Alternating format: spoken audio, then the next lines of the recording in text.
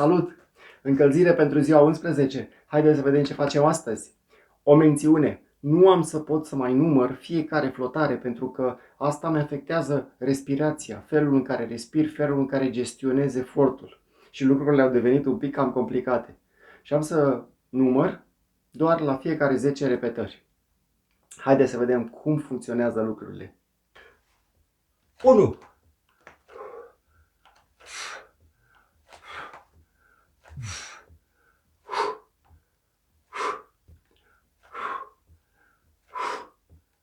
10,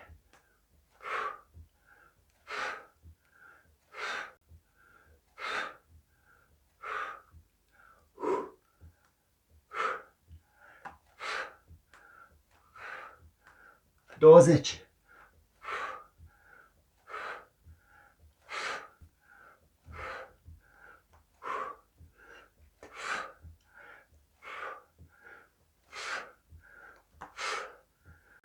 30, 31, 2, 3, 4, 5, 6, 7, 8, 9,